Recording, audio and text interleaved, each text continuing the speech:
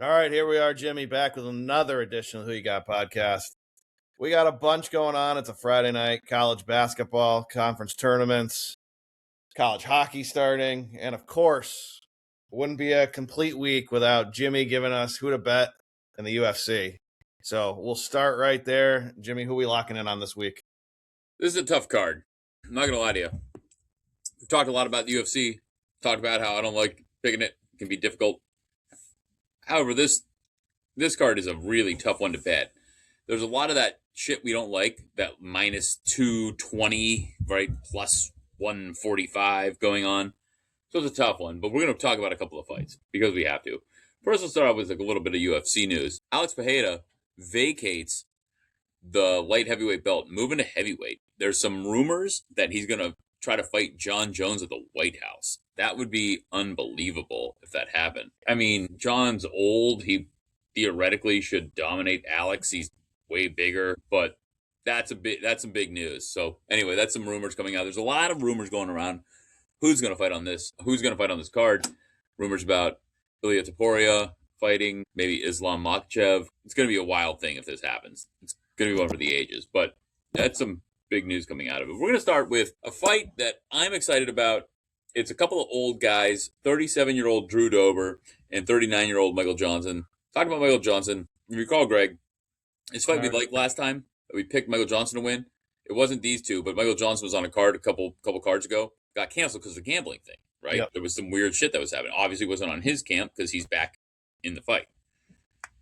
And I love Michael Johnson. Here's the problem. Yeah, here's the problem. Michael Johnson's 3-0 in his last 3 fights. But I won't even tell you who he fought because nobody knows who they are. They weren't great fighters, right? It doesn't matter. There were probably people they thought were up and coming, and they threw Michael Johnson out there because he's a name. Michael Johnson beat him. Drew Dober is 1-3 in his last 4. But he lost to Renato Moicano. He lost to Lord Gene Silva, Fighting Nerds, who we love, who we bet on a couple cards ago. He lost to Manuel Torres, another great fighter. And then he got a great knockout. His last 5 wins have been by knockout. Michael Johnson, tough guy. I think he can get this done. It's minus 102 Drew Dober, minus 118 Michael Johnson. But I'm going to take Drew Dober by knockout plus 185. Okay. So I'm going against my guy. I love Michael Johnson, but I think Drew Dober can get it done. His last 5 wins were by knockout. That's how the guy wins. All right, let me ask, if this goes to cards, is it most likely Johnson? Is that why we go with the knockout here? I got to tell you, I don't know. I think it's going to be a really good fight. I think this is going to be a great fight. And Michael Johnson could knock him out. But the fact that his last 5 wins were by knockout, the fact that his competition has been much heavier, he's a couple years younger. They're both old guys for the UFC. He's a couple years younger. I just think if Drew Dober gets it done, that's how he gets it done. If I was taking the money line, I'd probably say Michael Johnson outpoints him. But it's tough to tell. Drew Dober's a tough son of a bitch. When I saw this, I didn't even realize Drew Dober was that old. I knew Michael Johnson was. I didn't realize Drew Dober was. But I like Drew Dober, single unit, not a big play, but you're getting almost 2-1. Take him by knockout. I like that better. Yeah, I'm with you. For my second fight, we're only going to talk about 3 fights here because the other ones are. There's a couple other fights I was going to talk about. I can give you a breakdown on them, but they're just not that exciting. Carvajal, the guy from the Fighting Nerds. This guy was thought to be the best of the Fighting Nerds. He lost the fight to Mavov, who was at the time the number 1 ranked middleweight. Now he's the number 2 because the champ got beat, so he slides back 1, right? He's fighting RDR. RDR is huge for the weight class. He's 6'4". He could easily fight at 205. And maybe he should, because he's not that fast at 185. But he came to the UFC, he was on a 4-0 win streak until he got basically a stoppage to Brandon Allen this last fight. But he beat Robert Whittaker in a fight we were on Robert Whittaker. I made a really good argument. Robert Whittaker was the champ. He was a very good champ. And why not take him? Robert Whittaker is moving up weight. I don't understand that. He got basically overmanned by a guy in his own weight division. I don't know what he's going to do at 205. A lot of argument in the UFC about there should be more weight classes. It shouldn't go 185 to 205. It's such a huge jump in size. But he's moving up. I digress. So I can't help but go with Carvajal on this one. And though I think he can get him out of there early, I can't bet it. So I'm going to take the decision by Kyle plus 110. Because if you're betting it straight up, it's minus 250. I'm not going to do that. And as much as he's fast and he's tough and he can take you out, he's got a ton of victories by decision. He doesn't take Who's people out. winning the UFC fight in your house right now? I'm just curious. I don't know. I think my daughter's beating my older son up. Okay. That's my strong suspicion. What was the money line? Well, I had my daughter, so fortunately I'm up. Good for you. All right. All right. Yeah, so we'll see what happens later when I go upstairs. You know what I mean? Like, but right now I'm up a unit or two. All right, fantastic. What a disaster my household is. Yeah, it's like a fight. It really, really is. There's one of them right now. Oh my God! Hey, get out of here! You're thrown out. We're calling it a night. No, go find your mother. This is our life. This is the life, everybody. This is what happens when nobody cares. This is why we miss you, Ryan. Ryan will be back hopefully on the next show because we would mute Jimmy. Me and Ryan would start talking about something else, and then I would save the day. Not going to happen. Clearly not the case. All right, back to the question at hand. I'm taking Kaba Harlow, mine at plus 110 to win the decision. Could he knock him out? He could. Here's the problem. All right, the knockout is 330. I'm not going to kill anybody for taking that, but I just can't bring myself to lay 250 for him to win. And I don't think RDR is going to get this done. I really don't. I think this is just too much for him. So give me Harlow. I'm going to take it at plus 110, win by decision. Again, for a guy that looks like he should be knocking people out left and right, and he should. He's fantastic. He doesn't. He wins a lot of decisions. So that's where I'm going with this fight. And let's go, fighting nerds. Keep it rolling. Main event here? Main event. We've got the BMF, the bad motherfucker belt, on the line. Max Holloway, Charles Oliveira. Now, Max Holloway is one of my favorite fighters of all time. When we started talking about UFC on this show, I talked about I quit betting UFC because he clearly was robbed in the second fight against Volkanovski. He absolutely lost the third fight. All right, hold on. It's 8 minutes right now. After our rude interruption, that's when I stopped betting. Max Holloway, Volkanovski 2. Max clearly won, but he did get dominated in the third fight. You got to give it to Volkanovski. Max Holloway has been in the UFC since 2012. He lost to Volkanovski 3 times. Well, really twice. One he won. The first fight was a solid fight. The third fight, Volk won. He lost to Ilia Topuria. It was a great fight. He got knocked out. So is everybody else that's fought Ilia. And he lost to Poirier. He lost him technically twice. Once real early in his career, once later. But he avenged it. In Poirier's last fight, he decided for some reason to fight Max Holloway, and Max beat him pretty good. The dude is just UFC gold. Now, this was all at 145. He's gone to 155.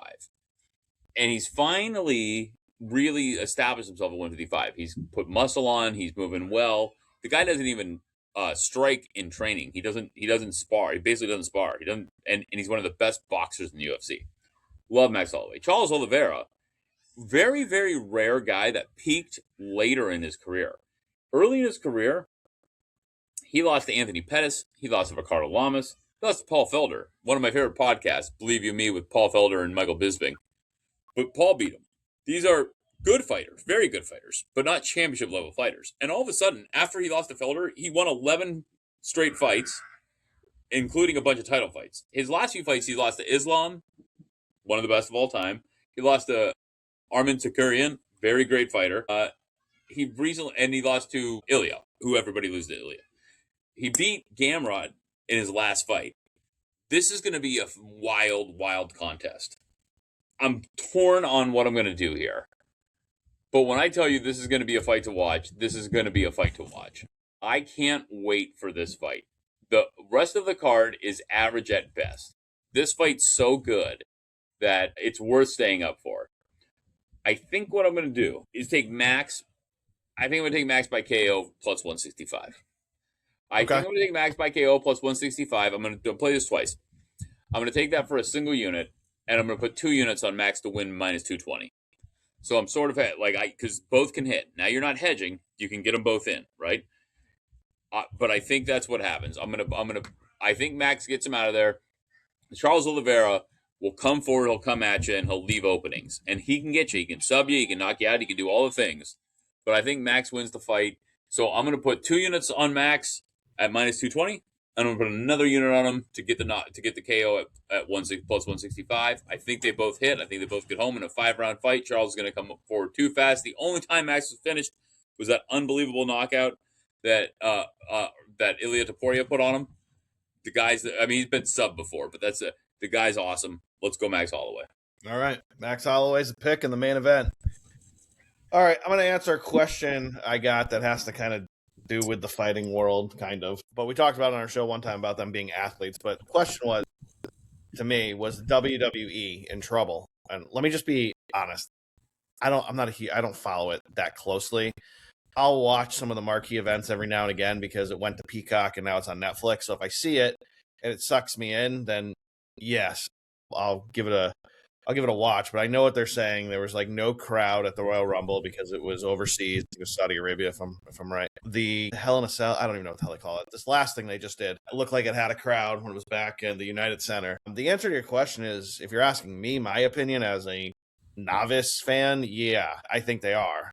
I think if they don't find their next like marketing cash cow, someone in their 30s, mid 30s at the oldest, they're in big trouble. You can't keep dusting off John Cena, who is not going to come back. Cody Rhodes is getting a little long in the tooth now, and now they brought back Orton to win this last thing. I don't know what it's called, Jimmy. You got to look it up. It's when they all come out of those little pods and fight each other. I just don't know the name. But you're right. It was in Riyadh. So okay. Yep, Saudi Arabia. So, yeah, I mean, that would be my answer to, yeah, I think they're in trouble if they don't find their next star in, like, the early 30s, so they hit another era of 2 or 3 guys that they can have storylines and rivalries that draw us in, like Stone Cold and The Rock and all the, I don't have to list them all, Triple H, all those guys. That's my answer. We won't spend a lot of time on it because me and Jimmy don't really know that much about it, but thank you for the question. That's the answer I can give you. All right. On to our next subject as we stick to our normal role here in the show, PGA. So we got the Arnold Palmer this week. Didn't start out great for Fitzy. That's who I like this week. He's a T29, even par after 2 rounds. Didn't see Berger going off this week, but he is. Ludwig's right there. Sharp as a Fox, though, was in the top 10, I believe, last I looked. So he was 125-1, but Berger went off. He's 13 under.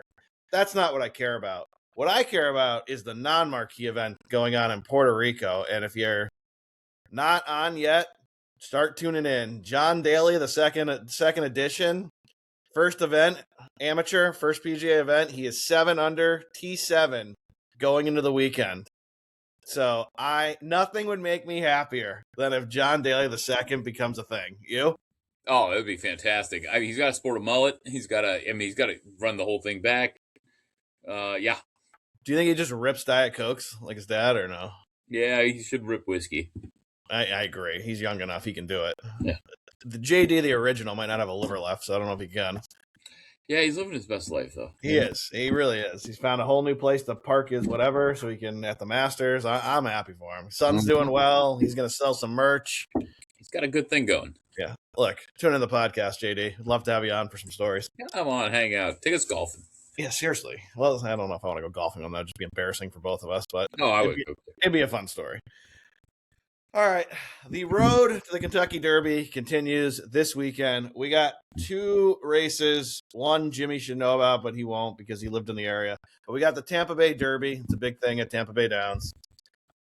I got an opinion here a little bit.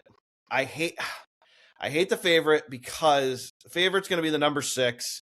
I think this is the last race of the day. It's race 11, 5:35.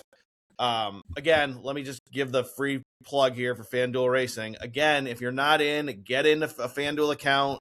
You put it in your sports book. It'll link over to the race book. Kentucky Derby, road to the Kentucky Derby races, they give you $20 back if your horse comes in second or third for your win bet, your first win bet. So $20. Basically, just get him on the board and you get it back if he doesn't win. All right, so the 6 horse. Further ado, it's got Irad Ortiz on him. So it's a Brad Cox horse. It's bet way the hell down. It's going to open 9-5. I just can't do it at 9-5. I just can't. The next one is probably Power Shift at 7-2. People are saying that. I don't think so. For me, I'm going to go with the connections I like, and I'm going to take the Pletcher horse, and the Chad Brown horse. Cantaletto 5-2, the 9 horse. I think we're gonna get a little bit better odds than 5-2 because I think people are gonna pound the Brad Cox, Irad Ortiz connection 9-5. Wouldn't shock me at all if the 6 goes off almost even money. So I think that 5-2 on the 9 might float up a little bit, and we'll get a little bit better price there. I think Flavian Pratt is on him, so I think we'll get 3-1 for maybe 7-2 because I think Power Shift will get bet down a little bit from the 7-2 number. The other big race tomorrow is at Santa Anita, 8th race, the San Felipe. It's a typical Santa Anita race, Jimmy, that pisses me off. Bob Baffert has a big favorite with a good jockey, even money. He'll go off 4-5, maybe 3-5, because everybody will come on him. Horse's name is Brandt. He's going to be really good. He might be a contender. Normally what I would do is I would go to the stablemate, another Baffert horse at 9-2, and try to beat him. But I'm not even going to do that because I don't trust the 5, Potente. I actually really like a long shot here. The 2, Start the Ride, 12-1, and it'll probably float. Maybe it'll float up a little bit because so much money will come in on the 4. Maybe we'll get 14-1. But I like the 2 tomorrow, and hopefully that word doesn't get out to too many people. Let's roll with the 2, and if he comes in second or third, we get our 20 back. But if we can get a $20 home at 12-1, it's $240 to the plus. So let's go with the 2 in the San Felipe. And that is what we got this week as we go on the road to the Kentucky Derby. All right. I brought it up on the last show. I figure we go back to it real quick. Are you paying attention to the World Baseball Classic at all? USA plays today. Let me tell you what's going on.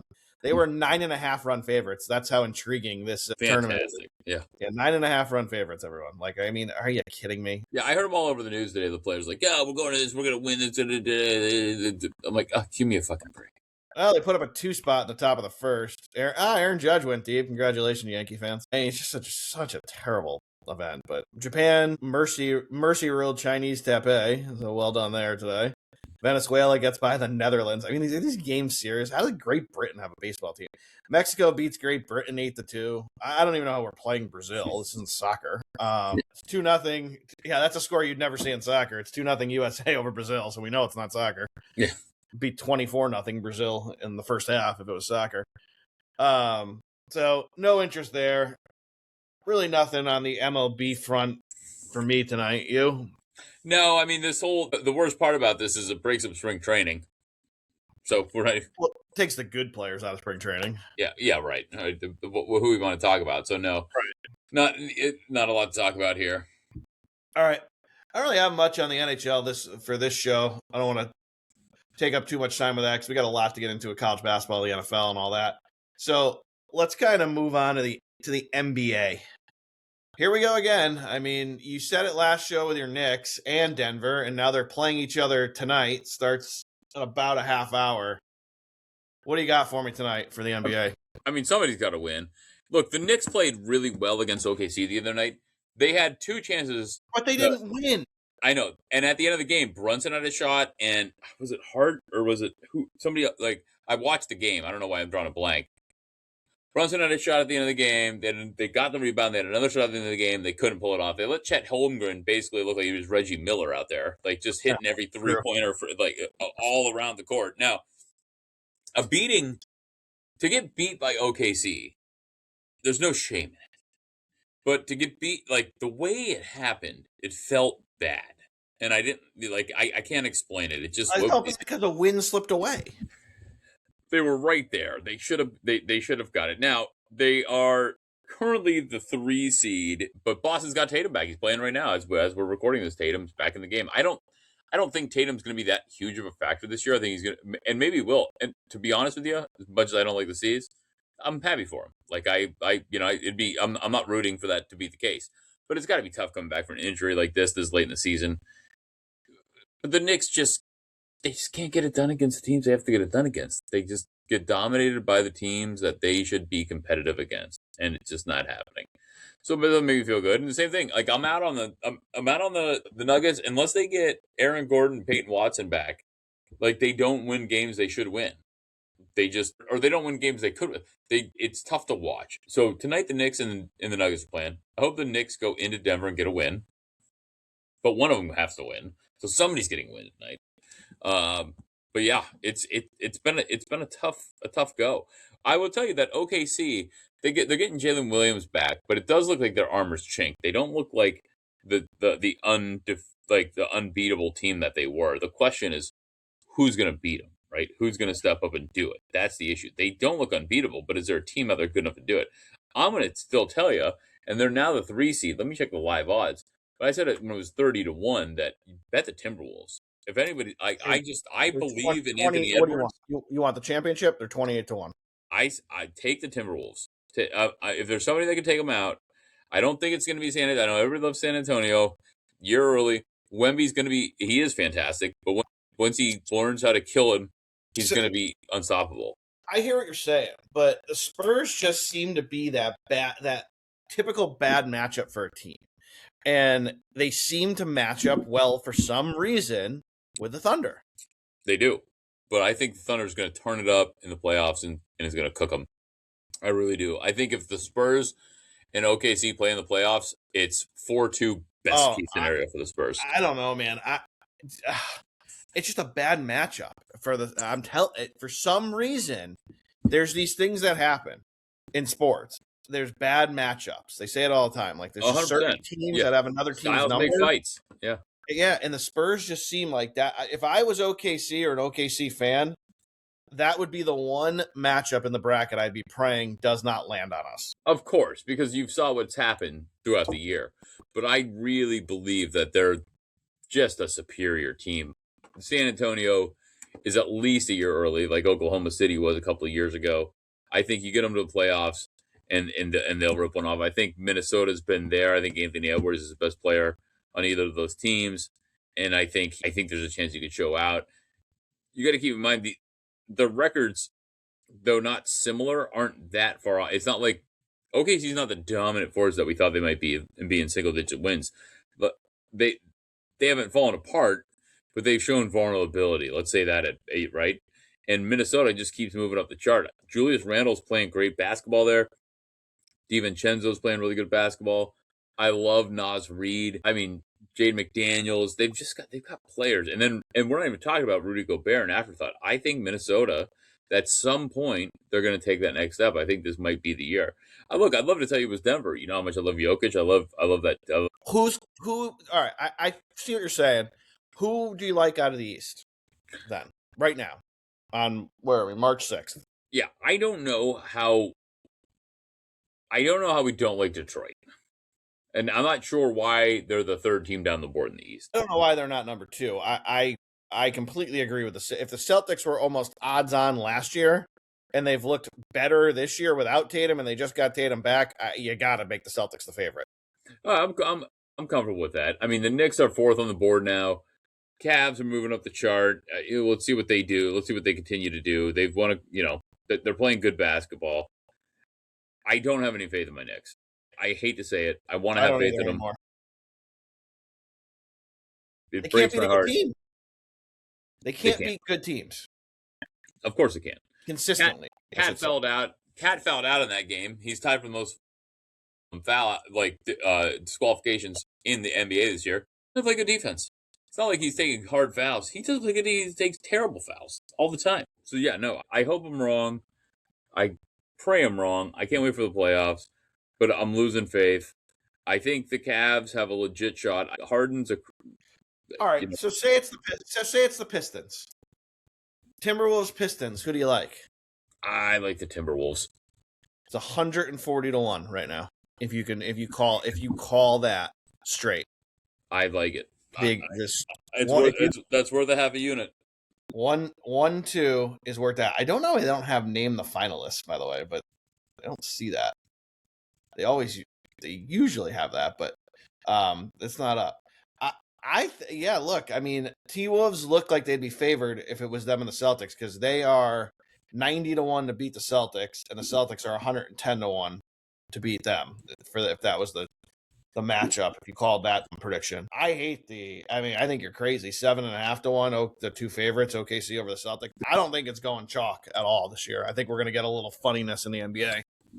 It's been a long time since we had some crazy stuff happen, and maybe this is the year. Yeah, could be. I think that honestly, we've talked about this. We'll fight about preview for everyone listening.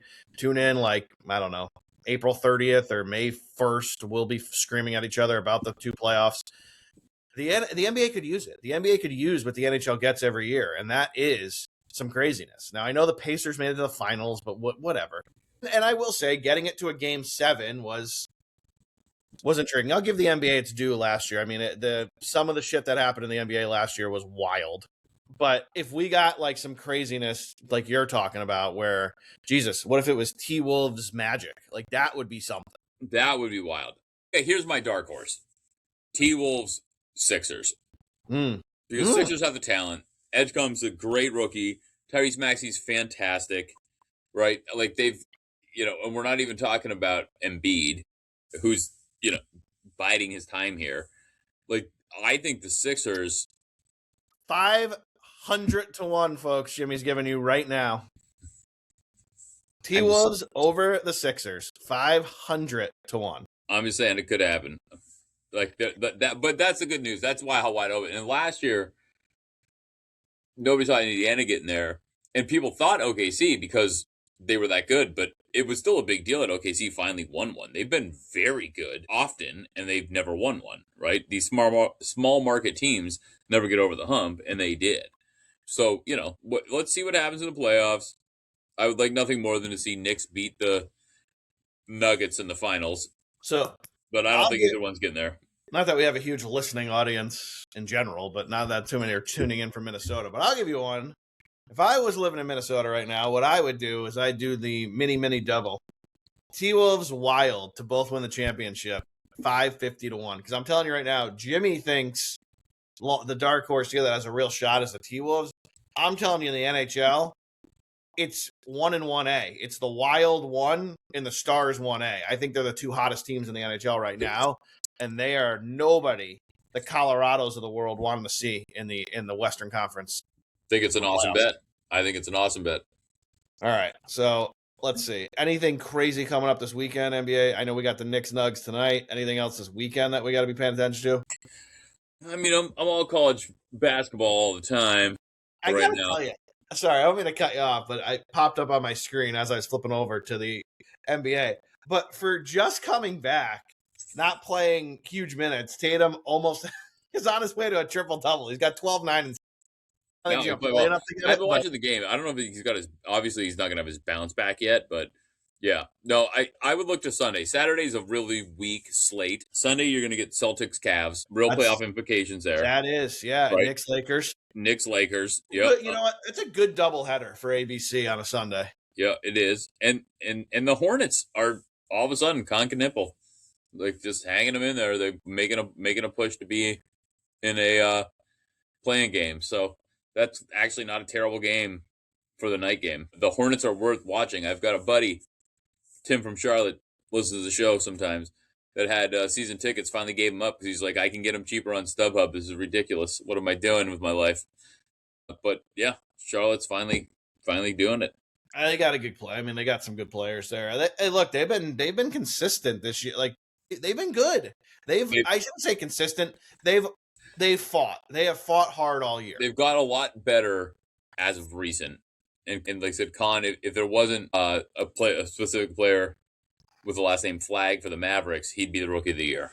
So I talked about this. I don't know if you remember. This was probably 3 weeks ago at this point, where I think he was like 12 or 13-1 at that point. I think he's down to like 4-1 now for Rookie of the Year. And the reason why is because as we go into these last 20 games or so, if the Mavs keep tanking and Cooper Flag is playing limited minutes and this guy is not and's going off and they make the playoffs, they're definitely going to get in the play-in tournament.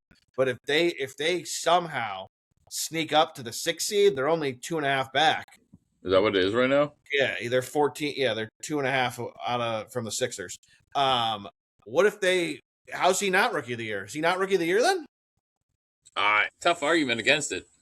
I mean, I always say, this whole thing is a marketing ploy. I still think, look, I know Cunningham, he has some off games every once in a while, but if the Pistons take down the East and Joker's missed some time, SGA's missed some time, are you telling me Cunningham is not the MVP? You take him off the Pistons, you're telling me they still win the East? You're no fucking way. No, he's all they got. They're not a great scoring team. Like they don't have a second option. They got Duncan Robinson hitting threes from the outside, a Michigan boy. That's it. But by the way, I love the fact that he went back to Detroit to play. It's Me too. fantastic.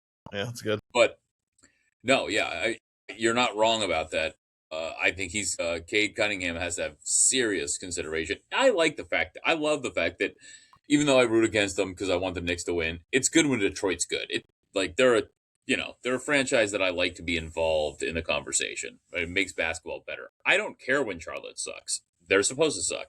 It's interesting when they're good, but when they're not good, I don't really care, right? But when Detroit sucks, I don't know. Like, you want them to be involved in the conversation.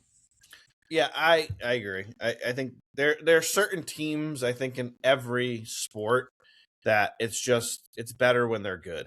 Yeah. It just is. Atlanta, who gives a shit? Even when Dominique Wilkins was there, they weren't good. You don't care. Like, nobody gives a shit about Atlanta. Oh. Like, right? Nobody gives a shit about Charlotte. We vaguely care about Miami because they've had the Heat culture and they had a couple of good years with Dwayne Wade and Shaq. Right. Nobody gives a shit. Right? Nobody cares. Nobody I cares. like to see the Pistons being good. I kind of like to see the Pacers good. Yeah. I'm trying to think of someone out west that I don't think I really have any love for anyone out west who isn't good that I like to see good. I like when Sacramento is competitive because Chris Webber's days there, but they're just not. They're a poorly run organization. Yeah. I mean, nobody cares about any. Memphis, do you give a shit? You don't. New Orleans, no. I forget they exist. Did they move from somewhere? I don't know where they were. They were the New Orleans Hornets for a hot minute, and then That's right. They were and they're like, no, we're the Hornets. You're the Pelicans. You're the Pelicans. Yeah. Nice. Yeah. Your mascot's so bad, we can't even remember you. We don't. Nobody cares. Nobody cares. Nobody fucking cares. Nobody. Right. You want a Club 81 question, or would you like to go to the NFL first? It's Club 81. All right. So here's the question I got, and I actually normally I won't bring these up unless I look at it and kind of laugh and say, "All right, that's a good one." And this was a good one. It caught me off guard, and I laughed. Based on the recent news, someone texted me and said, "Hey, when you do your podcast, talk about this one for your comparisons." Jimmy, who's the bigger train wreck, Britney Spears or Lindsay Lohan? Britney Spears. Yeah. Okay. I think I agree. Yeah, I agree. But if we go back to like the heyday, I think it's pretty even. I mean, Britney shaves her head, but Lindsay gets arrested all the time. Lindsay's in and out of rehabs. But the common thread here, Jimmy, when I'm looking at their timelines, is 2006. Lindsay and Britney are hanging out, and then Lindsay's life goes off the rails. So is the common thread Britney here? Maybe. Look, I feel bad for both of them, and I'm not saying that because they're in the public. If you gave me millions and millions and millions and millions of dollars and access to everything all the time, I don't know what I'd be doing right now. Like, I can't tell you where I'd be. So I give them both grace, and I think they both deserve our grace. However, I feel like Britney probably has some deeper-seated issues. That's what it feels like. And Lindsay was just like, I like to party. Like, drugs are cool, right? And she figured it out at some point. So, like, I can relate more to Lindsay's problems, I guess. But I feel bad for them both because, like, you can say anything you want, but until you're in that situation where you've got, it's just like we talk about young athletes at 22 years old that have millions and millions of dollars and they do something stupid. And you're like, you moron. You're like, if you gave me millions when I was 22, do you have any idea how sideways this would have gone? Yeah, I mean, you look at the Britney Spears timeline, it's not great. It's not great. And I feel bad. I mean, it's just like shaving your head was I don't know, interesting. When the salon owner's like, I'm not fucking doing this, and you're like, well, I'll just take the clippers myself and do it, and red flag. Psychiatric hold in 2008. But that's why I feel bad for Britney because it feels more like she's got something deeper seated. Lindsay just like to party and got too into partying. Like that happens. Like I know a lot of people that got too into partying, right? She gets Britney seems like there's something deeper seated. First of all, how does she not have a license? She gets pulled over in 2023, driving without a license. Then backs that up with doing a dance with what looks like, I don't know, very, very expensive, sharp kitchen knives. Post that on Instagram. What is it with her dancing around, posting on Instagram all the time? Gotta close that account. She gets in a fight with her boyfriend in 24. It's not good here. Yeah, God, hope she figures it out. Rooting for her as a class of '81 guy. Right? Me too. We Hope all thought Federline was crazy for leaving. I think Federline saw the writing on the wall. Like, boys, we gotta go. it's time to pull out. Yeah. Not literally, clearly, but like figuratively. No, he did not do that. That's why he's got 2 sons. But I do hope she figures their shit out because it's got to be tough to be going through that and be in the public eye. Great question, though. I will say, great question. Good question. You got to find. I think you got to find someone on. I think Brittany, to Jimmy's point, is a level ahead. So that whole scene came out of our era, though. That Brittany, Christina, Paris, yeah, Jessica. Yep. Like, there was a whole crew. Even Mandy Moore at the end there. Mandy right? Moore. Yep. Yeah. It's all Club 81. All Club 81 alum. All right. We had a lot of shit happen in the NFL. And Jimmy did a little research for us to kind of just run down the shit that happened this week. Jimmy, where do you want to start? Well, I pulled just my favorites, and then my list was getting so long that I'm like, I don't know how to cut this down. I think the biggest move, and it was a lot of news, was Kyler Murray officially cut. So where does he land? I think the big question here for Kyler is, and for us to talk about, is he a starting quarterback in the NFL, or you just give someone else a shot at this point and he becomes your backup for, $5 million a year? I think he's got to be the starter. I think he needs to get with somebody that really knows how to use him, but he's got the talent. Could Kyler Murray be the next Baker, Sam, revitalization, even Geno Smith, right? Story. I think would you take him on the? Yes, I probably would, but I wouldn't want that for him because we just ruin him. So it wouldn't be a good move on his part. So I also the Browns restructured Deshaun's contract, so they have cap space, but I wouldn't wish that on Kyler necessarily. But yeah, I would take him. I mean, I think the guy, when he's playing at a high level, he's mobile, he's got a cannon, right? You just have to figure out how to use a guy that's 5'8" on the football field. Well, I think that's your first problem. Like, you're 5'8". It's not ideal. It's not. But he does, but he's got a cannon and he's mobile, and you can figure out what to do with him and how to get him motivated, or maybe he is motivated or whatever. But yeah, I would take him. I think, look, he's got to be one of the best 32 quarterbacks. So I think somebody's going to give him a shot. Okay. I mean, I could be wrong. Go but ahead. The one for me, obviously, that we all knew was going to happen was Diggs was cut by the Patriots. Do you think he winds up anywhere, or it's yeah, he'll go somewhere. Somebody's gonna need a receiver and is gonna take a chance. He's too good. I mean, is his legal troubles gonna affect? Nah, I don't think so. He's proven that he's still a great receiver. So I think. I'm sorry. I should have phrased that differently for you. I mean, is 2026 going to be affected by any type of court shit or anything like that, or no? Well, I'm not a legal expert. I don't know, but I doubt it. I think it'll probably power through. All right. So I don't think so. I think these guys get house arrest and get to go to work. So I think he'll probably be fine, and somebody will take a shot on him. Right? There was even talks of the Bills taking him back. I mean, that's obviously insane, but but the Bills were my next big thing. Did you see they traded for DJ Moore? Yes, I saw. Yeah, so but they got that working for them. So is that enough for the Bills to take him over the top? Is DJ Moore a big enough move? No, because he wasn't dominant for the Bears. Right. So the Bills keep trying to band-aid this with beeline players. If you're the Bills, you have to make a splash, and you got to go find out. You got to go find a way to get like a Justin Jefferson. Yeah, and I realize that you got a mortgage. You got a mortgage available, but he might be. You got to mortgage the future for a shot at a Super Bowl with Josh. You got to get him. You got to find your Michael Irving to the Troy Aikman of the world. Yeah, that's what you got to find. You got to find that receiver who's going to get you Super Bowls. Well, they thought Diggs was going to be that guy. I mean, if Diggs is another one. He's fucking 2 feet tall. But if you take the Patriot stance, you just have to find good people.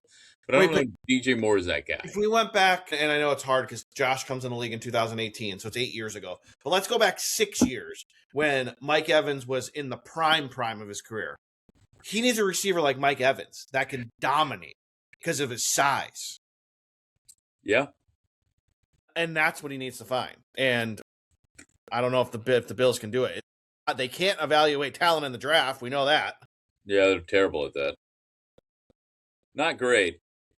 So the next one, and you'll fill in the name for me, I hope, because you probably have it on your list because I'm blanking right now, is the Chiefs stupidly let their cornerback get snagged. Yeah, Trent McDuffie. Thank you, Trent McDuffie. Did he go to the Seahawks? They just shirred up the Seahawks even better. Went to the Rams. Rams, thank you. And like when your franchise just tweets "damn," you know you fucked up. Because let me just tell you, you have Patrick Mahomes, right? And as much as I bag on the Chiefs because it's fun to hate Kansas and Kansas City, you have one of the best players in the game. You don't rebuild around a Patrick Mahomes. You reload. He's a generational talent. You can win Super Bowls every year with this guy. You don't rebuild. What the fuck are you doing? Because I'll tell you what, if I'm Mahomes, I'm looking around the league going, all right, who might be on the verge if they just had me? And you know where I'd go if I was him? I'd call my agent silently and say, look, me and Brittany talked about it. We know it's cold. Get me to Minnesota. I'll play indoors. I'll play with JJ, Addison, and that crew, and a little bit of a defense, and we'll go win a Super Bowl in mini. Yeah, I mean, there's talk about Rodgers. Is there a chance that he can up there? There's a crazy rumor out there I've heard on a couple talk radios, and it's never going to happen. But this is what happens in March. They just come out with stories, so we talk about it. But there's talk that Minnesota might approach the Bengals and say, we'll give you JJ and Addison and 4 first-rounders for Burrow and Higgins. When I say JJ, I mean McCarthy, obviously. McCarthy. That's a crazy rumor. But this is where I would start. If you were Minnesota, would you do it? Actually, I should say it the other way. If you were Cincy, would you take it? Why do you 4 first-rounders? I don't even think you have to. Yeah, I guess, but I don't know if you have to include JJ McCarthy in that. I don't think anybody wants him right now. Well, they need a starting quarterback, I think, is the thing. And we saw that their backups, holy shit, are they not good? 4 first-rounders? Yeah. I mean, yeah, you might have to consider it. And I guess the follow-up is, what if Minnesota got Burrow and they now have Higgins and Justin Jefferson? What do their odds go to? I mean, they'd have to be the favorites. The favorites in the NFC, right? I would think. Me too. Yeah, because Burrow indoors would be scary. Yeah, as long as he can stay healthy. Yeah, well, and they have a better line in Minnesota than they do in Cincinnati. Yeah, speaking of that, the line, you probably have this on your list too. The center for the Bears retired at 27 out of nowhere. Yeah, that's wild. And he's one of the better centers in the league. Yeah. So the Bears could be in trouble, unfortunately, coming off a good year. They could be. At least he retired early enough that they can address that in the draft if they need to. So is Caleb pissed off? Like his center's gone and they let more go. Are you mad if you're Caleb right now? I don't think so. They got Roma Dunze. They've got enough. They've got Loveland. They've got enough weapons. I don't think he's mad about DJ Moore being gone. His center's probably a bigger deal because I'm sure they developed a relationship over the year. But again, they have time to address that in the draft or free agency. So at least he did this now instead of in like fucking June or July, right? When there's nothing they can do about it. I'm with you. I think that's where my head goes. That he's more pissed about the center because that's his protection, right? Like it's kind of important. Yeah, it's kind of important. My question to you: the Raiders reportedly are willing to listen to offers on Max Crosby, but they want 2 first-rounders. That has been talked about for a while now. So would you give 2 first-rounders to your team for Max Crosby? Yes. Well, what team am I? I think the only way I do this is if I'm a team that's right there, right? If I'm the Cowboys, I replace Parsons with him, and I would give him a first, a second, and a third, maybe. Yeah, I think if you're a team that's on the cusp, Max Crosby can get you over the top, right? And if you're that close, your first-round picks are at the end of the round. it doesn't mean they're not first round picks, but they're not top 10 draft picks. So it becomes it becomes worth it. I'll tell you what, this is going to blow your mind. If I was the Giants, I'd give them my first round pick. Was where the Giants picking? They got to be in the top 10, no?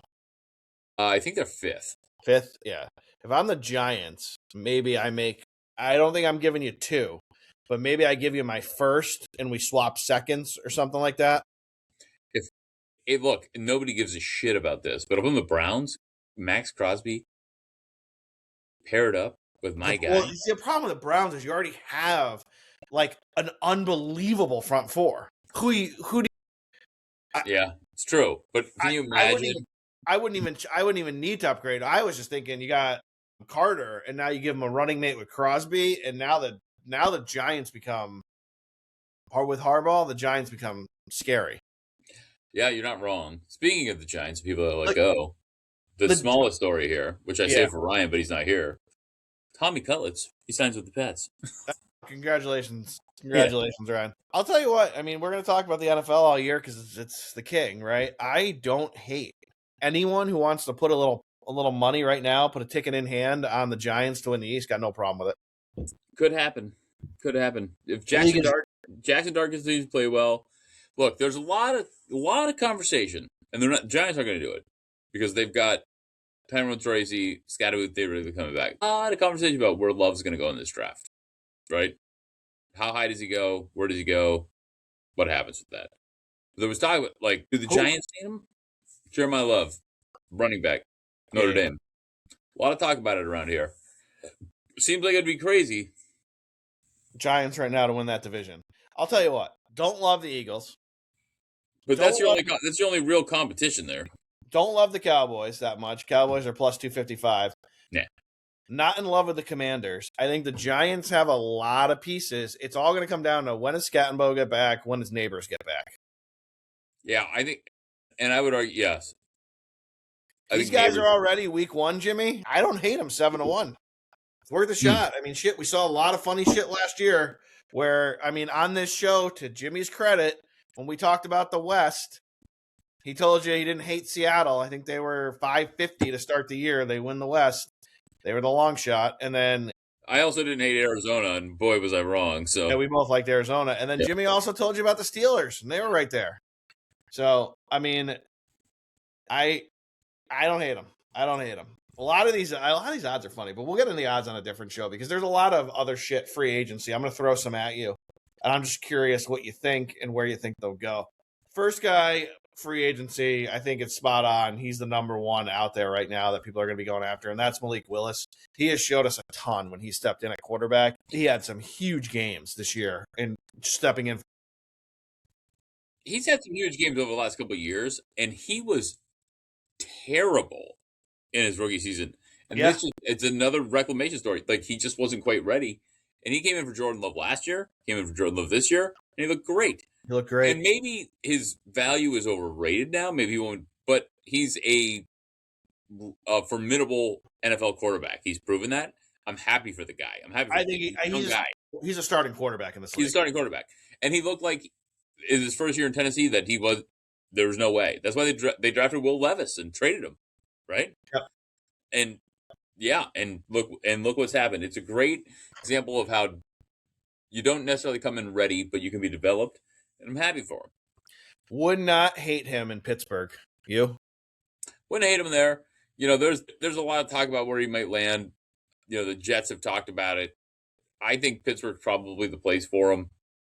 But he's going to get paid. He's going to go somewhere, and it's going to be, you know, and hopefully, look, let's see what happens when he is the guy, right? Can he handle the pressure? And I hope that he can because, you know, it's good for him.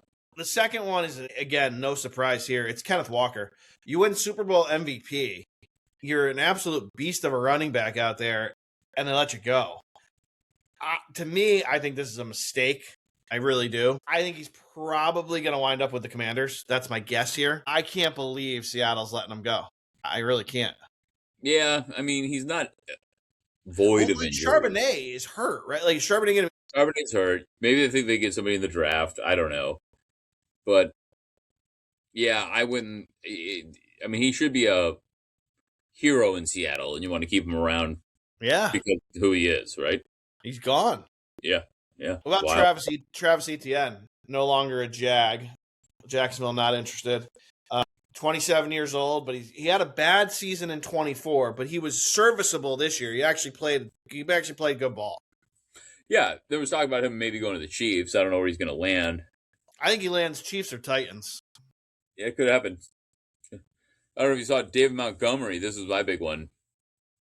If they can figure out the quarterback situation, Texans let go of Joe Mixon, got David Montgomery, and they signed Neil Hunter to an extension, shoring up the defense, bringing in a running back that's not hurt. And I think Joe Mixon could potentially land somewhere else. I mean, he sat out the whole season. Last time we saw him, he was really, really good. So, he should have fresh legs. See what he does. But is CJ Stroud going to play quarterback, or is he going to be what we saw in the playoffs? Good question. Let me tell you who's going to get paid, Jimmy. And that's Alex Pierce, former Colt. This guy is going to get paid. He's led the league last 2 years in yards per reception. He's going to get paid. And I got a little bit of a hot take on where I think he could wind up. I think he could wind up being a Charger because I think the Ladd McConkey experience was a one flash in the pan and done. I think this guy could wind up a Charger. You could. The Chargers let go of Mekhi Becton. I don't know if you saw that. Like, that's for a guy with so much promise early in his career with the Jets, and then goes to the Chargers. He just got let go. They let go of Will Dissly as well. Maybe he goes there. I mean, but I gotta think Harbaugh. If the Harbaugh got rid of Dissly, he's got to have a plan. Tight end, he likes to block and run the ball, so he's got to have something in his mind. I'll give this one to you, Mike Evans. Do you think he just goes right back to Tampa, or do you think he could land somewhere else? I hope he goes back to Tampa. Yeah, I do too. I don't know that he will, but I hope that's what happens. He's got a good thing with Baker. He does, and he won a title there. It's not like Mike Evans isn't chasing a Super Bowl. He's got one, right? Yep. So yeah. Why would you go somewhere else? Stay where you're at. He's got records there. Johnny Manziel was his college quarterback. Good memories. Stay there. Stay in Tampa. Here we go again with the Bengals. I told you they suck at life. I told you that last year in the offseason. They're not great with life. Trey Hendrickson. See you later. Done. Where do you think he goes? I don't know. That's the one that the Cowboys should sign. I think he'd be a good Cowboy. I think he'd be good on the Colts too. Yeah, that makes sense. I can see that. Speaking of the Colts, Daniel Jones is a free agent. Is he not? No, he got franchise tagged, didn't he? Oh, I didn't know that. I think you can look that up, but I think they tagged him. Maybe they did. I thought he was a free agent. Daniel Jones. Who else you got? The other one that I just wrote down because they already got rid of, like we were talking about earlier, the cornerback is Cook from the Chiefs, also gone. Safety. Pretty decent player. I mean, he had 85 tackles last season. I don't think the Chiefs aren't gonna be able to keep him. I think wouldn't shock me if he wound up on the Texans and just shoring up that defense even more. Could happen. So the Colts used the transition tag on Daniel Jones, and has many thinking he is now set to become a free agent on Monday. Not technically the case, but it could happen. All right. So he's not a free agent as of this conversation, but nope. But he could end up one. But he could end up one. Okay. All right. So we'll keep an eye on that. All right. Before we get into college basketball, college hockey, unfortunately, is pissing me off. I wore this on purpose. Minnesota Duluth, my guys, they are not doing well here in their first playoff game. Conference tournament, they're down 1-0 in the second period at home. Come on, boys, you're playing a losing team in St. Cloud. Let's go. All right. Where's St. Cloud? What? Where's St. Cloud? Yeah. Minnesota? St. Cloud State? It's Minnesota, right? St. Cloud. Yeah, I mean, I'm assuming it's north somewhere, so that would make sense. All right. Before we go to college basketball, we did get a couple questions. I believe I have to answer this on record. But yes, on record, I've already started fantasy drafts for this year at DraftKings. Yes, I have. And yes, I will throw this out right now. Jimmy, they want to know what if you were drafting today, top quarterback you'd be targeting. For me, it's simple. It's Josh Allen, Josh Allen, and Josh Allen. It's going to be Josh Allen for me until he's not the best quarterback in the league. Yes, I would draft Josh Allen would be my top pick.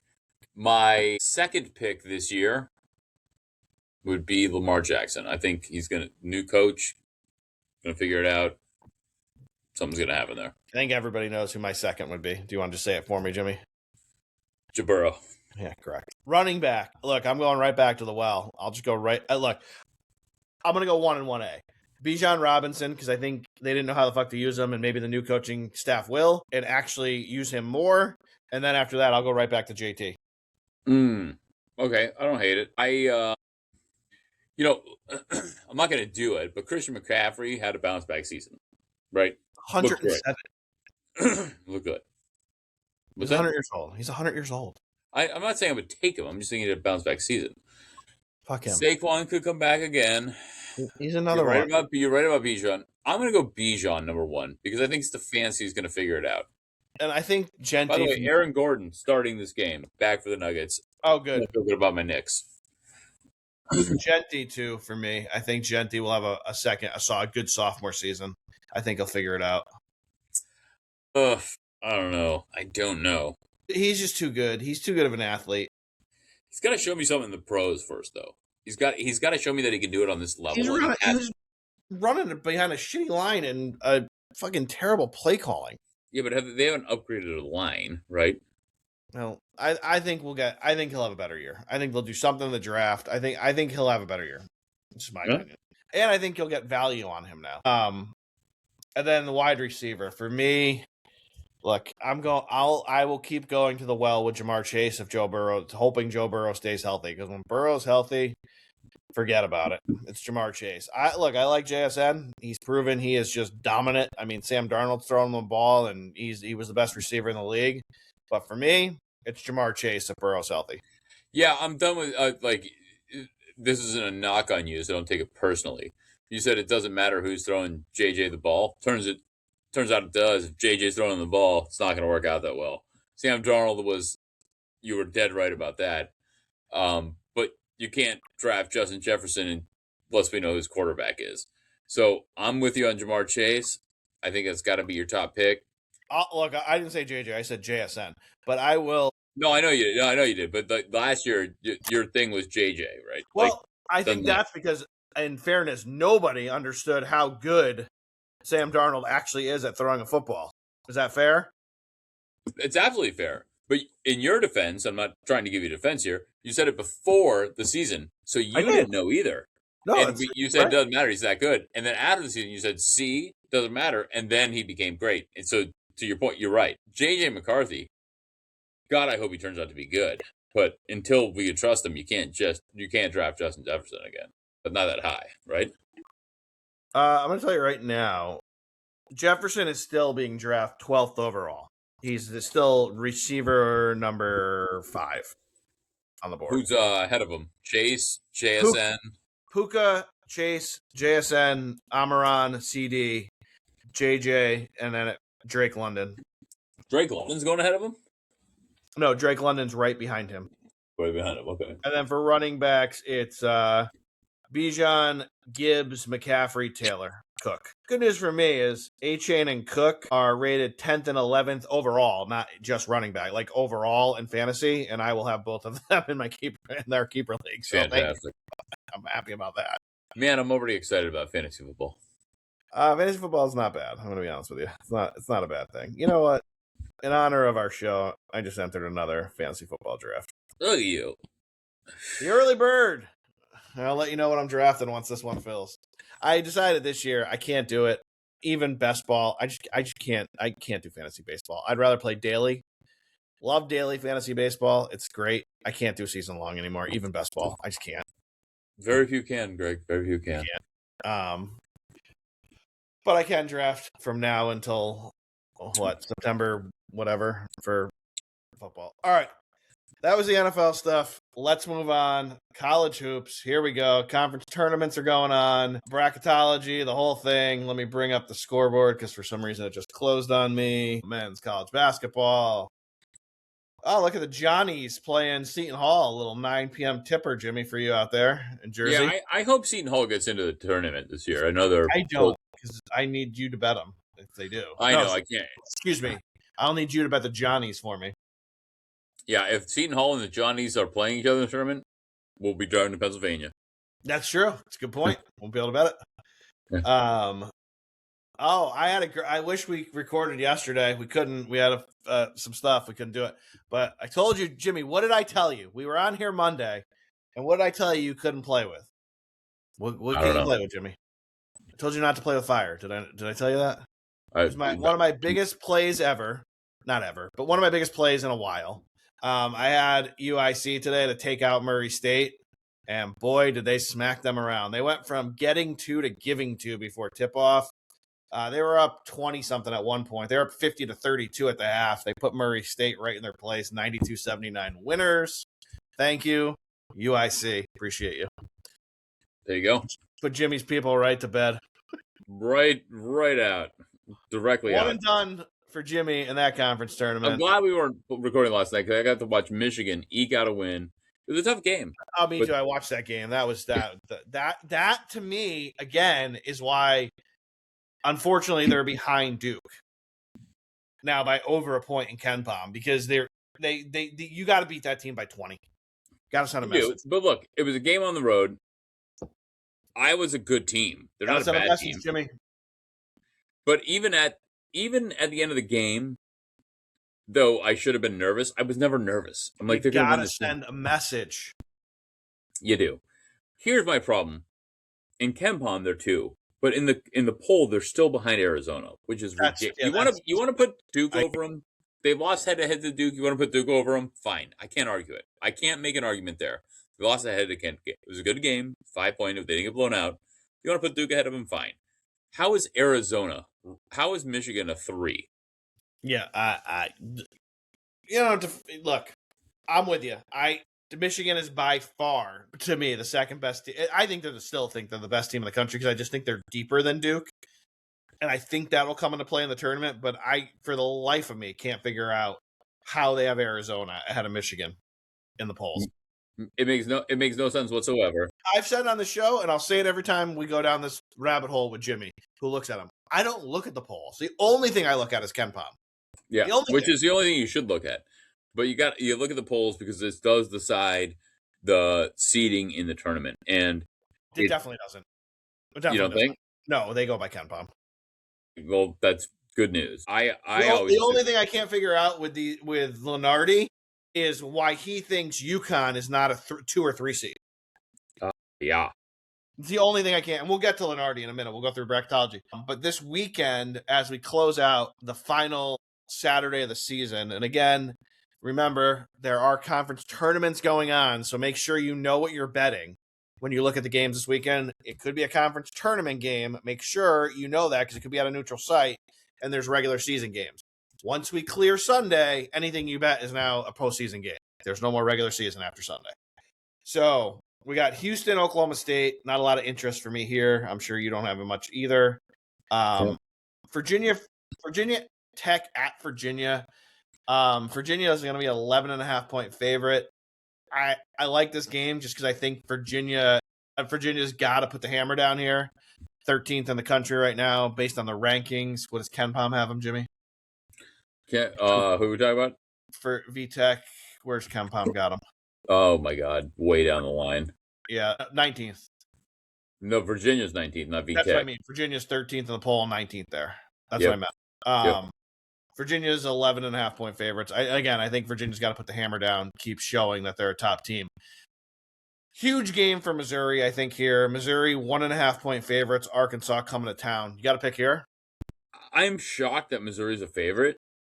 Arkansas's got some. They've got a lottery pick on their team. I mean, you would think that they'd be a bigger favorite, but they're not. I'd probably go Missouri at home. The line stinks. It tells you got to bet Missouri. This is a huge game for Missouri, in my opinion. They're 51 in the KenPom. Arkansas is 16th. Arkansas is in the tournament, no matter what happens from here on. Yeah. Arkansas is in. They could lose this game. They could lose the first game in the SEC tournament. They're in. They're in. No question about it. Missouri's got to win, got to beat Arkansas, and probably win a game in the SEC tournament to sneak in my opinion. I think the Hogs get them. I know. I'm sorry. I think the Hogs get them.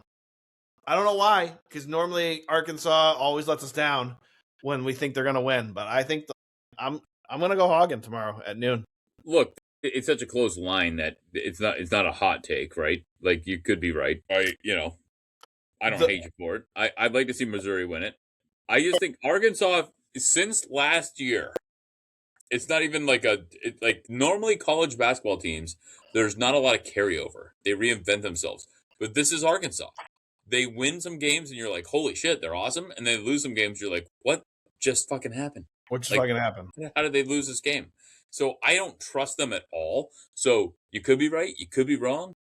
I got nothing here. Like, if I had gun to my head, I'm going to take Missouri at home, -1.5. If Arkansas wins by 12, I lost the bet, I would be like, yeah, that's about right. Right?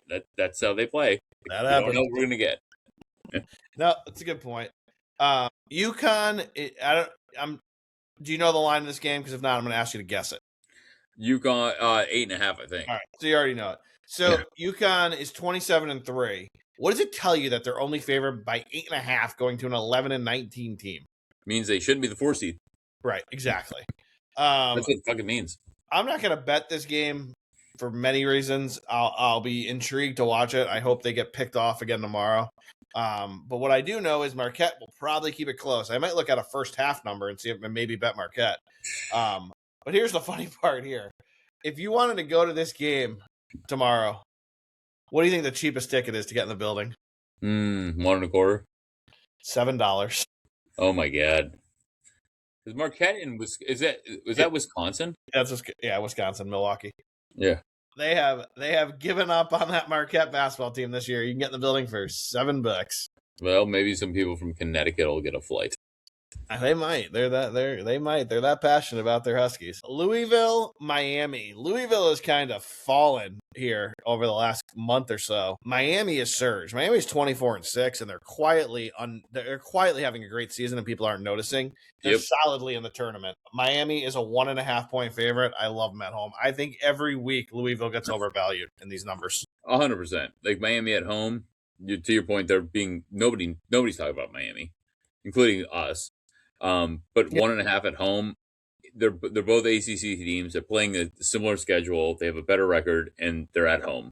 Why would you not take Miami? Yeah, I'm rolling with Miami.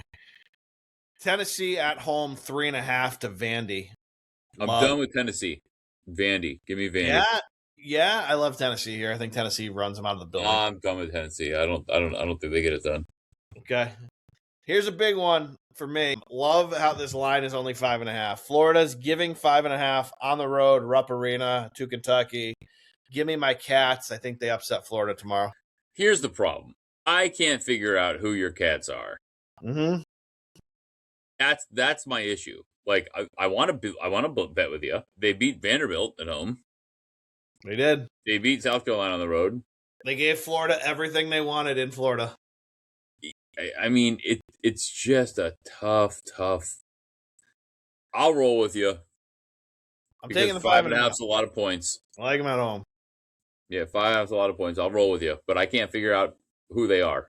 This next one intrigues me. I'm probably going to pass, but if I was betting this, I think the number's too high. Wisconsin at Purdue. Purdue's giving 8.5. I think that's too many.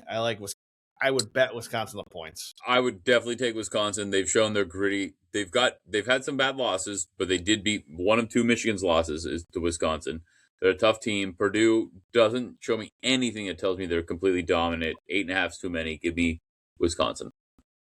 We're not going to bet the next one. Duke, North Carolina.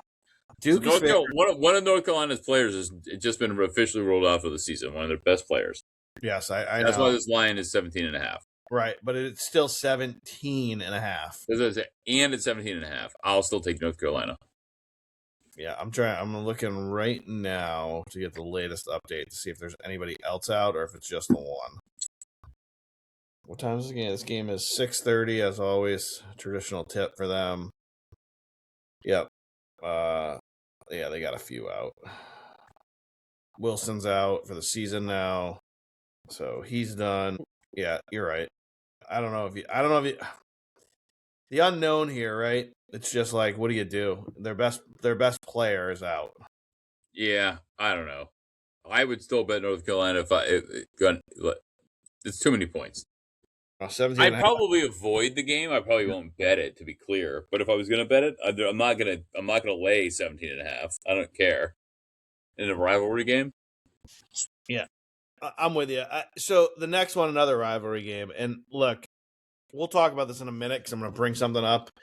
Auburn 16 and 14, 7 and 10 in the SEC. Go to Alabama, who's been surging. Bama is an 8.5 point favorite. To me, this is an absolute must win for Auburn. I still don't think they're in the tournament, even if they win this. Even though Auburn's becoming the biggest debate because people are saying they're the greatest 16 and 14 of team of all time, if that's even a thing. But that's what people are saying. I don't know. I would take Bama. I would lay the points. I don't trust Auburn. I'm taking Bama because they just lost the game versus Georgia. They had no business losing. And they're going to come back pissed, and they're going to come back ready. They're not going to lose to Auburn. They're at home. I'll take Bama all day long. It's not going to happen again. Yeah, I like them to bounce back. I'm not taking. I don't trust this Auburn team. I don't agree with this whole narrative that they're the greatest 16 and 4 team ever. I completely disagree. The record is what it says they are. And now, look, Alabama lost to Georgia on the road, but Georgia's not that great, and it's not. They had no like. I watched that game. We were on the road chatting for work, and I was watching it at a bar, and I'm like, "There's no way they lose this." And I made an in-game, and I lost. It's not going to happen again. There's no way. Like that's not. They're pissed. It's not going to happen. They're not losing to Auburn. They're back home.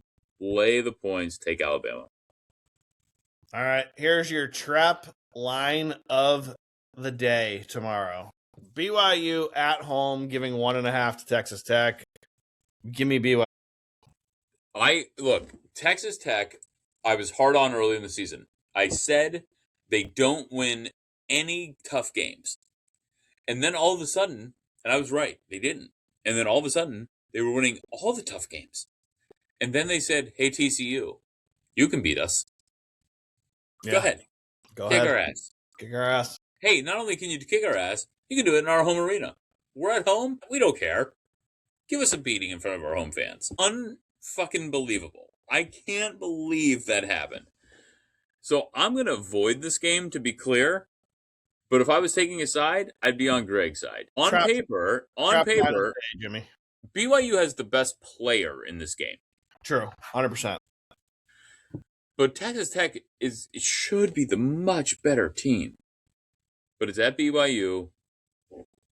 I get it. So if I was betting, I'm avoiding, to be clear. But if I was putting money on it, I would take BYU. I agree. All right. This is gonna lead us into bracketology. That's kind of where we'll end bracketology and any future bets I can pull up here. I know we got a lot of games going on. So sometimes they take this down, but I'll bring it up. But here's the question that was asked. And it's a great question. I know where it's coming from. It's coming from the Bruce Pearl bullshit that he said. Bruce Pearl really needs to leave bracketology to Joe Lenardi and the rest of the gang. But basically, Bruce Pearl, Jimmy, if you didn't see it, said if Miami of Ohio doesn't win their conference tournament, they're not a tournament team because they're the worst 30-0 team of all time. So the question is if Miami of Ohio loses in the conference tournament, do they get into the big dance? In my opinion, they should. Yeah. Yeah, me too. They're in. If they're not in, then we got to just have two different tournaments every year. Have a mid-major champion and a power. Yeah, they shouldn't be D1 then. Right. Like they're 30-0, everybody. 30-0. Yeah. They haven't lost a game. And maybe they'll lose tonight. I think they're playing Ohio. Maybe they'll lose to Ohio tonight and get the loss out of the way and then steamroll through the conference tournament. Who knows? But if they don't win the conference tournament and they have one loss, even if they have two losses, they probably should get a chance to go to the big dance. And for Bruce Pearl to say, like, Auburn would smoke this team on a neutral court, you're out of your mind. Miami of Ohio will crush Auburn. Yeah. No, I look, you play the opponents that are in front of you. Your record is what you are. They're a D1 school. They're 30-0. You got to let them in. Right now, they have them set up as an 11 seed. It's not like they're putting them in the top spot. Like they should be in the dance. I agree. I'm with you. What more? If they're not in the dance, and that's a record, what does it? What does it take to get to the dance? Right. It's becoming the Power Four tournament. Yeah. Like then what? Then why are we playing? Like if we beat all of our opponents, if they have one loss, you literally have to go undefeated if you're in a mid major to make the dance. That doesn't make any sense. It doesn't make any sense. Insane. Yeah. No. Yeah. So, hey, Brucey. Yeah, Bruce, you're dope. Let's get to bracketology with Joe Lenardi, if you will. So right now, you kind of alluded to it earlier, but I'll go back to this. You're okay with Duke being the overall? Look, they beat them ahead. If Michigan beat Duke straight up, I would feel the same way. Duke beat them. They didn't crush them. Michigan didn't play a good game, but they did win. So if Duke's the number one, then they're the number one. They played head up. They played straight up. And they won. I'm not okay if Michigan's the third overall and Arizona's the second, because that's some bullshit. Because Michigan has played a much more difficult schedule. So, I feel like, let me just tell you how I feel. After the overall number one, and quite honestly, Jimmy, I got to be honest with you, I don't think it fucking matters, because unless in case people don't know how the tournament works, unless all four number ones make the Final Four, the overall number one doesn't even matter. They reseed only if all four number ones make the Final Four. Then Duke plays the fourth number one. Yeah, that's how it works. Right. It doesn't fucking matter. For me, the only thing I care about for Michigan, for you, because again, I'm a Michigan football fan. I'll pull for Jimmy for the basketball team a little bit. And I like Michigan hockey. Is that they get to the Midwest for you for Chicago? As long as they put them in the Midwest, so they play the regionals in Chicago, I think that's the home run for Michigan. Yeah, which they have them currently. And if you look at how the bracketology is stacking up, you're worried about. I'm not worried about Kansas. I'm not worried about Vanderbilt. You worry a little bit about Houston, a little bit about Nebraska, but you assume that you still have that in the bag, right? You know, Duke's got a much easier path. They got. Well, I mean, we're looking at projections right now, to be clear, everybody. Yeah. We're just looking. Yeah, of course, this isn't final. The biggest travesty, as we've talked, is that UConn is somehow a 1. UConn's a 1. I honestly don't get it. I don't. And I know, like, people who know me think I'm being a hater because I hate UConn, and I've said it a million times. I hate UConn. I don't get that I don't understand how they're a 1. I don't. Mm-hmm. Yeah, it doesn't make a lot of sense. The only argument you can make is that there's not another, like, you have Duke, Michigan, Arizona, the clear 3, right? There's not a clear 4th, so that's where the argument could come into play. Like who else? If not them, who? That's where you'd have to find your. It should be Houston. I think it should be Florida, right? But that's where your argument has to kind of kick. Like, it's almost like they're the default 4th number 1, because there's not a great answer for who should be the. There's a clear first 3. 4th one's up in the air. Right. That's the only thing that's what I can come up with. Again, I just want to know what they're seeing that we're not seeing, Jimmy. That's kind of where I'm at. Yeah. They're not a dominant team, that's for sure. They're not going to be in the Elite 8. They'll get knocked out of the Sweet 16, best case scenario. And then, I mean, we'll go through it real quick. They're not getting by Florida. No, I agree. Duke, Michigan, UConn, Zona right now are the 1s. And I think we all agree UConn probably not a 1. The other 3 I'm fine with. Out of those, I think I know this is going to be a hot take, and people are going to be like, he's a Kentucky fan, so he hates Duke. I think Michigan and Zona are your 2 most dangerous 1s. I don't think Duke's going to make the Final Four, and I don't think Michigan's going to. I don't think UConn's going to make the Sweet 16. Quite honestly, I think they're getting picked off in the round of 32. I agree. I don't think UConn's getting much farther. I think they could get picked off by a handful of teams. They definitely. I'm telling you right now, they're not getting out of the first weekend. You could be right. They're going to be the 1 or 2 seed that gets knocked out by that 8-9 or 7-10. Yeah, and look, Saturday or Sunday. Yeah, which it we'll could be betting. it could they could have Virginia, they could have Santa Clara, a couple teams we like. Because what Jimmy doesn't know is the Who You Got account is going to be fired back up real soon. I like it. I think Arizona too. I think Arizona could. They've got Illinois as their two, and they've got Gonzaga. I think Gonzaga is not that great. So all right. So when you look at the twos, right? Yeah, I don't think Florida is a powerful two. I think Illinois. I have no problem with Illinois being on the 2 line. I have no problem with Houston on the 2 line. I have no problem with Michigan on the 2 line. What I'm looking at, they have Gonzaga on the 3 line. Yeah. So my 3 line that I see from Lenardi is Iowa State, Nebraska, and then he's got on the bottom half of the bracket, he's got Purdue and Gonzaga. I don't love Gonzaga as a 3. I got to be honest. I don't think when I read off those 11 teams ahead of them, they're all better in my opinion. Yeah, and I don't think Purdue's a really strong 3 either. By the way, I love the projected matchup he has right now in the 3-14 game. I'm telling you right now, Jimmy, if it's Gonzaga and UC Irvine, we're eating ants. I'll have my jersey on and we're going to eat ants all day. I like it. Yeah. All right, then we go to the 4 line. You have any problem with his 4s if this was right? It's not going to be right, folks, but if it was close. I don't love Kansas as a 4. They've been surging, but I think they're more of a 5. But I don't have a problem with Bama. I think Bama's been surging. I got no problem with Bama. I got no problem with Virginia. I actually think Texas Tech and Gonzaga should be flipped. Yeah, I think Texas Tech is the better team there. Look, Virginia to me is hot and cold. I don't know if they're a 4 seed. I think Texas Tech could easily be a 3. Like I said, you just don't know what team you're getting, man. Are you getting Texas Tech that's a world beater? Or are you getting the one that's losing to TCU at home? I don't know. And I think that hurts their case. But I don't hate it. I think I'll tell you right now, there's some funny look. The problem is North Carolina is never, ever going to be a 5 because their freshman's out. So he's got them on the 5 line. They're probably, because they're going to get penalized because they have injuries like they always do in the committee. They're probably going to wind up on the 7 line, Jimmy. Which they should, because look, they were playing last year. They got bounced out. I will tell you right now what the funny teams he has on the 12 line. If I don't UNC Wilmington, Yale, St. John's would be funny, but doesn't really scare me. High Point. St. Florida and Arkansas. If that actually was the matchup, I'd still say, Arkansas gets funny sometimes, but I still like Arkansas. But the bottom 2, Stephen F. Austin is a darling of the tournament, as we all know. They've done it before. Love them again. And if High Point lands on the 12 line, sign me up.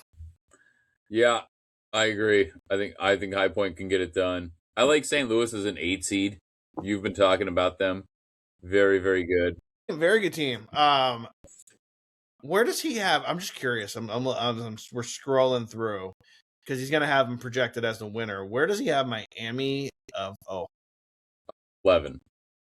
He has him on the 11 line. Chicago Midwest 11. Yep. In the Greenville pod. God. So if this wound up that way and it was Vandy, Miami, Ohio, Nebraska, Navy, would you go chalk or would you give Miami of Ohio a puncher's chance? Oh, I'd give Miami a chance for sure. I think Nebraska's the best team there. The big kid they got in the center he's very good. And Nebraska's not a storied franchise from a basketball standpoint. So I would probably say Nebraska's going to get this done.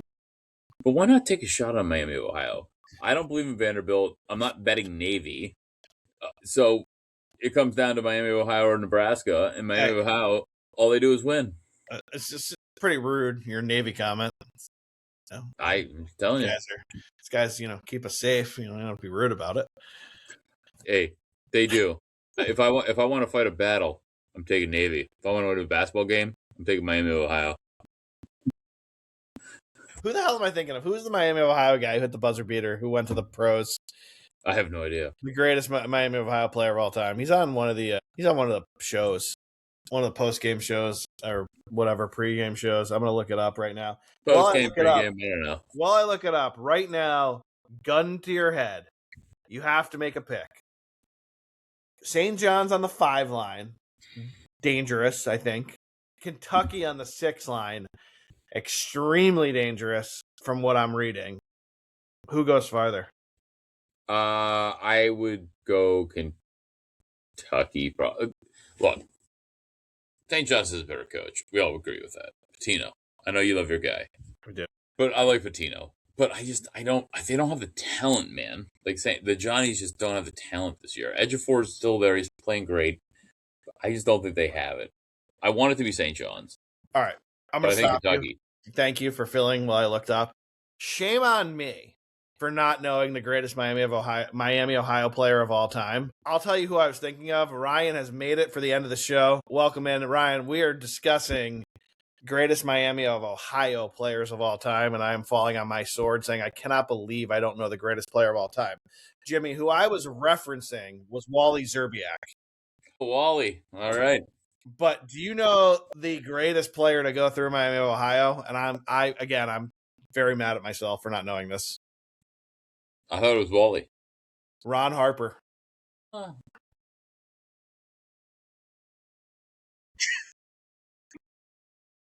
Hey, everybody welcome Megatron to the show. Ryan, you sound like the guy in Ransom who was on the phone with Mel Gibson. Give me back my son. I don't have your son. Yeah. All right. Well, Ryan gets taken. Where do you see? Style. So you said you're over Tennessee. How far do they go? Do they get out of the first weekend, or they lose the no Sweet 16?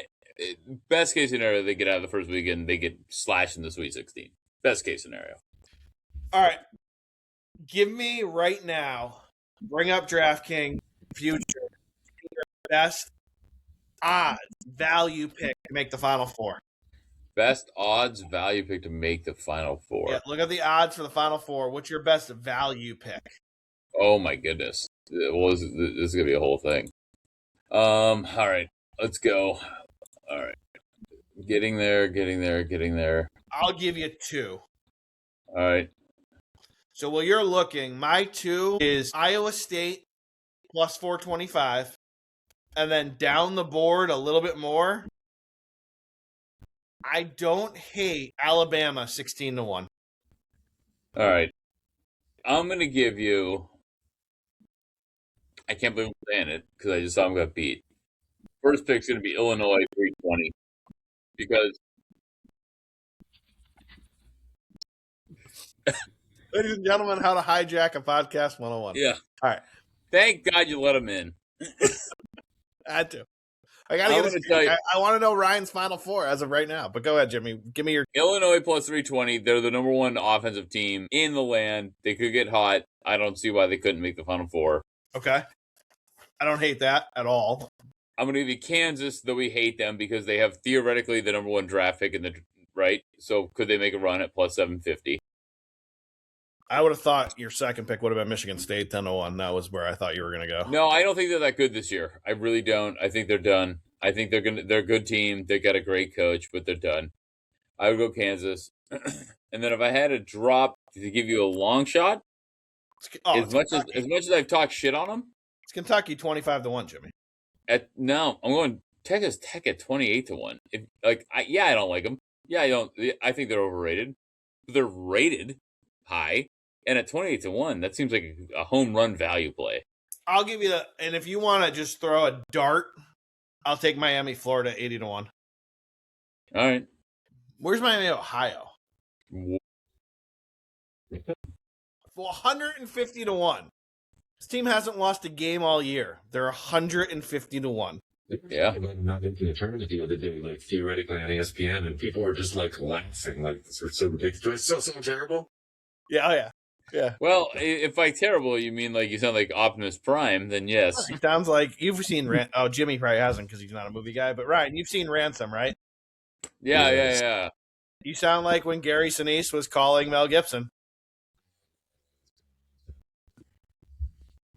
Yep. I mean, hey, give me back my son. All right. Ryan, in your murderous voice, who's your right now? Who would your Final Four be? Do you like do you think Duke and Michigan get there? I don't trust Duke. Michigan get there. sure about Florida, but I would say the same exact thing about UConn. Like UConn and Florida, they have very good talent and they play great this year. But they've also failed incredible. So, and then you got to throw zone in there. I mean, there's five. I know I just said five, but take Florida or UConn to win it all. The odds are probably pretty good. So before you jumped on the show, I'll give you my hot take, which I'll be standing by when we do our Selection Sunday show. UConn will not make it out of the first weekend. Wow. All right. They might. Somehow Lenardi has them on the one line. Obviously he's being paid off by Hurley. I don't know what's going on there. They're not a 1 seed. They're not even a 2 seed. They might be a 3 seed. They're going to get picked off by the 8-9 if they're a 1, or they're going to get picked off by the 7-10 if they're a 2. I disagree. They've been in this situation before where they came into the tournament and kind of on a low, and then they tore through 6 games when no one thought possible was that. I mean, Ryan, they're barely beating Big East teams on the road. I'm just talking raw talent. That's all I'm going off of. I'm not saying they got some good players, but they're barely beating decent Big East teams on the road. Look at the NBA, right? You can see a lot of effort in some games, and then others not so much.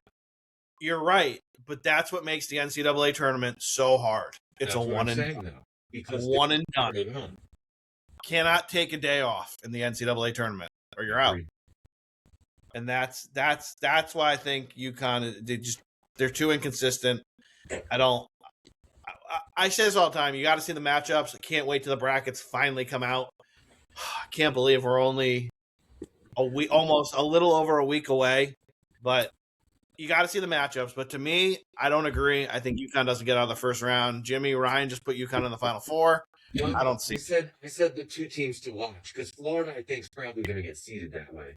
But Florida, I I agree. just that Florida and UConn are like the 2 teams with this incredible talent a few times this year, and other times they've completely looked like crap and lost me money. I think Florida should be a 1 seed, even with the losses. Yeah. I think they're that good. Their strength of schedule is off. They played the toughest teams. They played a killer schedule, and they look great. So I agree. I think Florida should be considered for a 1 seed over UConn. Florida's not. UConn's not even a 2 seed. What are you talking about? They're What are you talking about? 2, top 3, something like that. I think. I don't Fix it. I don't know what happened. Yeah, Ryan, who usually sounds the best on the show tonight. Ryan's in love with the stripper. Ryan is calling in for a ransom order. Ryan, if you want to demand a ransom for me and Jimmy, I get it. Yeah, I Did that change anything? No. Nope, made you scarier. Yeah, maybe. Yeah. It's really bringing the Dexter Kill House to life. It really is. It's good. For people who listen to the whole show, know us, this is a good feature. I like it. Ryan has a I don't even know what the fuck they call that. Jimmy, come on. What do they call it? No, whatever they put on the phone to make you sound like that. Yeah, like the scream thing. Ryan is yeah. Yeah. Ryan, ask us what our favorite scary movie is. Mm-hmm. Yeah. Yep. Yeah. Or do the Eastbound and Down. Can I do you from behind by with a scream mask? Ryan, say, do you want to play a game, Sydney? There you go. I'm just kidding. There it is. Oh shit. All right. I wanted to ask Ryan an opinion, but from what we talked about before, because I'd love to get his take. What I was telling Jimmy when you weren't on the show, I would have before you got here. I would have loved your take, but I don't know if we're going to be able to hear it. But let's see if we can. You got Hell's Bells in the background right now. With Ryan disguising his voice. So someone asked us, Ryan, based on the news that came out this week, who's the bigger train wreck in your mind, Britney Spears or Lindsay Lohan?